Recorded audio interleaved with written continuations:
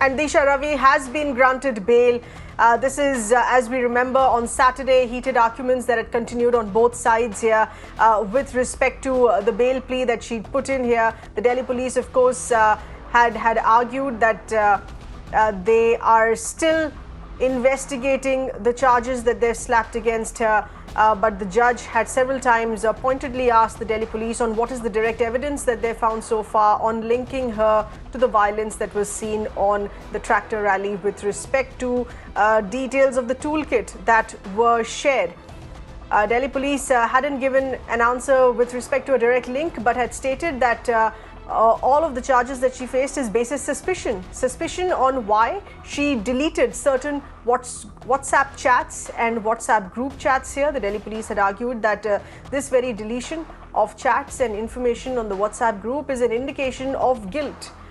That is at the most of what the Delhi police had argued to justify why she should continue to remain in jail or in judicial custody, because they want further interrogation. They're in the middle of the interrogation and getting in more answers. Disha Ravi's counsel on the other end had argued in court that there is no such evidence that the Delhi police has. They have no other reason to hold her back, and she should be given bail. So that is what the judgment here is indicated today as well. Disha Ravi today gets bail. This is in connection, as we know, to the Toolkit sedition case here. We have with us our Deputy News Editor Meenakshi Bhanja getting us those inputs here. Meenakshi, very strong arguments that were put in by Disha Ravi's counsel, and we'd heard on those Saturday arguments here against Delhi police unable to provide a justifiably answer on why she should remain behind bars.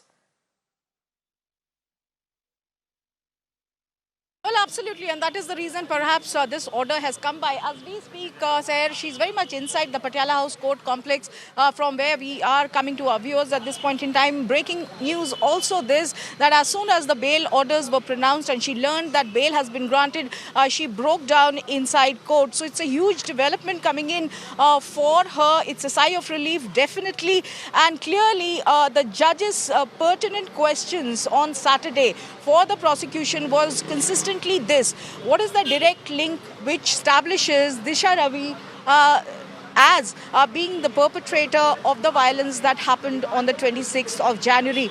That direct link the police was unable to satisfy the court with, the prosecution was unable to satisfy the court with, which is why we are seeing these orders today come by. This is obviously the operative part that we are bringing to our viewers, because that is what the judge just read. She has been also produced today because, remember, if this bail order had not come by in her favor, then perhaps there was another demand for extension of judicial custody that would have been sought for Disha Ravi. But however, the decks have been cleared today, and the pertinent questioning of Judge Dharmender Rana to the prosecution on Saturday seems to have resonated in the orders today, where he consistently wanted to know how is this whole toolkit episode in any way linking Disha Ravi to the violence of the 26th January. And of course, like you rightly mentioned, her counsel completely punching holes in the prosecution's theory that day, going on to cite various instances. For example, why is the government of India not going ahead and banning these purported Khalistani sites, to the fact that where was the physical presence of Disha Ravi which can point towards her being the perpetrator of the violence for 26 January in any which way. Thirdly, he went on to argue as to how Toolkit was just something which was informational in nature, telling people that something of this sort is going to happen. The permission for the Farmers' March was indeed given by the police themselves, after even the Supreme Court had declined to interfere, saying that the police has all jurisdiction either to give permission for the march or withhold it. So cumulative factors have contributed to this particular order or outcome from this Patiala House Court, where Disha Ravi very much is present, and something which has generated considerable scrutiny, not just in India but worldwide. Remember, the counsel for Disha Ravi on Saturday also argued that the problem the police seems to have in this case is the fact that she involved Greta Thunberg or persuaded Greta Thunberg to tweet about the farmers' protest. But even Greta's tweet was in no way, linked to any of the Khalistani prosecution theory that emerged. Greta's tweet also was pertaining to the farmers' issue in India. So assortment of reasons seems to have gone behind the orders today. Right. Of course, we will learn of the details, the reasoning why Judge Dharmender Rana has gone ahead and granted bail to Disha Ravi today. Back to you. That's right. Meenakshi, any further details on the condition of the bail? Anything that's been stated with respect to Disha Ravi, allowed to go back home, allowed to travel interstate, more permissions required, any of those conditions that we're learning in this?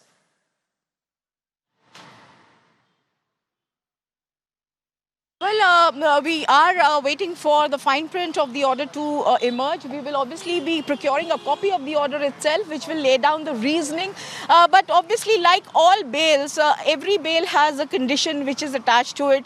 So it is for certain that this bail too will have a conditioning or a clause, which will be attached to it. But the big news that we are breaking to our viewers is how the prosecution's theory has completely fallen flat. That is the reason we are seeing this climate activist Disha Ravi's case, which has generated considerable international interest as well, really not find any resonance with the trial court magistrate here, Judge Dharmender Rana, going ahead and granting bail. And clearly, all the factors that we saw play out Saturday would have found reflection in his orders today.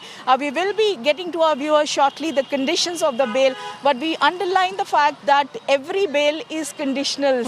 So it is bound to have a list of conditions, even this bail. Yes. But this is breaking news input that we are getting for our viewers. Disha Ravi is produced here in the court of a different magistrate. He is the CMM.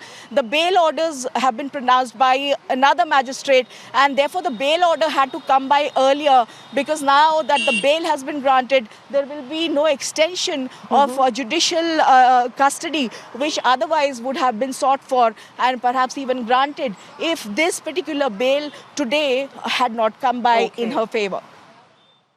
Right.